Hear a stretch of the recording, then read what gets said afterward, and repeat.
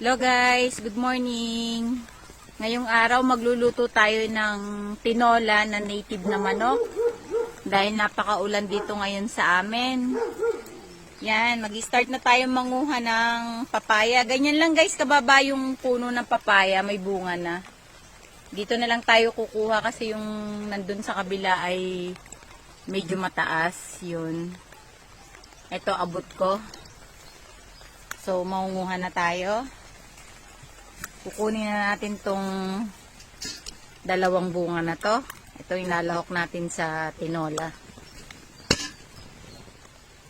Tapos susunod natin kuhanin yung dahon ng sili at yung luya. Samahan nyo ko guys. Yan, kukuha na rin tayo ng luya, panlahok sa ating tinola. Yan. Okay na to guys. Yan guys, kukuha na rin tayo ng dahon ng sili, panlahok sa ating tinola. Yan. Sasamahan na rin natin ng mga bunga para kung gusto ng maanghang na sabaw, lalagyan na lang ng sili, kanya-kanya na lang lagay. Dito tayo kukuha ng native na manok na ating lulutuin ngayong araw. Dahil umuulan dito sa amin, masarap ang sabaw ng native na manok na luto ay tinola. Ito yung nakuha nating mga panlahok sa ating tinola. Yan. Umpisahan na natin ang pagluluto. Yan guys, umpisahan na natin yung pagluluto natin ng tinola. Dito sa amin sa probinsya, dito kami nagluluto sa gatong na kahoy kasi mas masarap talaga yung luto sa mga ganitong lutuan. Yan. Bigisa na natin yung mga bawang at sibuyas. Yan, medyo madami tayong maglagay ng mga luya, bawang at sibuyas para mas malasa yung sabaw. Yan.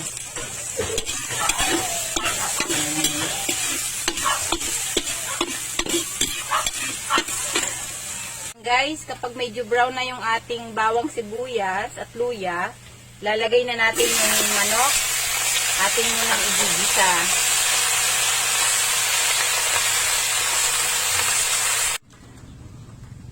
Magdudurog na rin tayo ng paminta para panlahok sa ating tinola. Ilagay na natin yung ating paminta. Napakabilis magluto sa gatong na kahoy. Mas masarap pati yung luto sa ganitong lutuan.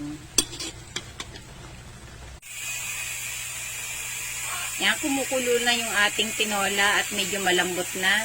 Lalagyan natin ng kaunting patis. Yan. Ilalagay ko na rin yung papaya kasi medyo matagal tong lumambot. Yan. Ito yung papaya. Ayan lang natin ulit kumulo.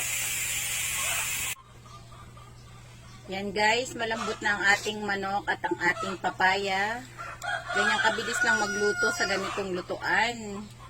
Lalagay na natin yung dahon ng sili. Yan. At luto na yung ating tinola. Napakasarap ng sabaw nitong native na tinola. Ang daming dahon ng sili. Kasi yan, libre lang dito sa amin. May mga tanim kami sa paligid ng bahay. Ang binili lang natin dito sa niluto nating tinola ay sibuyas at bawang. Yan guys, thank you so much. Bye!